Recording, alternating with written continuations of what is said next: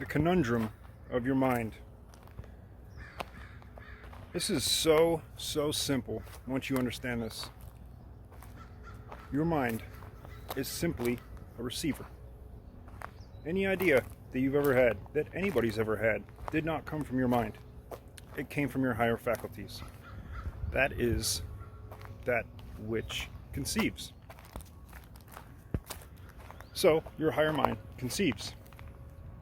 Your brain, your mind, receives. Okay? And then your body perceives.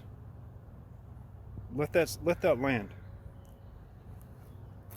Let's say, what if we could disconnect and truly find a direct path to our higher self? We don't have to wait for the mind. We don't have to wait at all. We get the download immediately, like a direct access. Intravenous? Correct me if I'm wrong in the comments. So, there's the only way that I have found to do this is through meditation. I have a free one in the description. Grab it. It'll change your freaking life. I've seen it help hundreds and hundreds of people. So, let me get a little, there we go. When you separate, completely separate from this 3D reality through meditative practices, you can have direct access to the spiritual mind, to the higher faculties, okay? When you access your higher faculties, there is no more logical thought. Like, this shit isn't logical. You begin to learn that you need to let go to move forward in life, to upgrade your existence. So, here, I'll get out of the sun for you.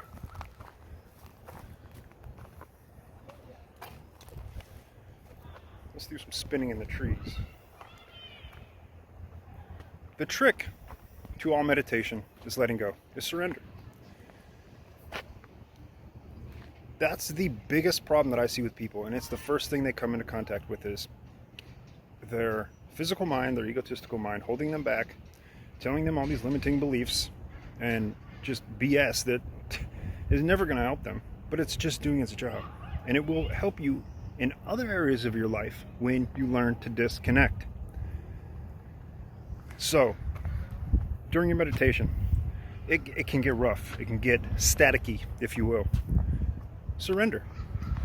You just have to surrender to the moment. So, as an example, a few years ago, I was using plant medicine, mushrooms, psilocybin. Actually, I think I learned the other day that Paul Stamets calls it psilocybin, and I've been calling it psilocybin my whole life. So I was wrong. It's psilocybin. So, yeah, I was tripping on mushrooms. I was in the woods. Not like crazy heroic doses. No. Just enough to help me get into that spiritual plane. Kind of like what is done through ayahuasca ceremonies. It's just enough. And that was one thing that I came into contact with it was like everything that I didn't want to have to go through, that you would fear when taking these psychedelics, was thrown in my face. I was like, oh my God, this is not what I wanted. Okay, not what I wanted. Remember that.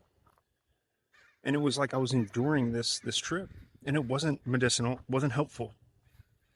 Until the moment in my mind's eye, I was like, fuck it, I'm done. I surrender. I'm done. Do what you will. Do what you will.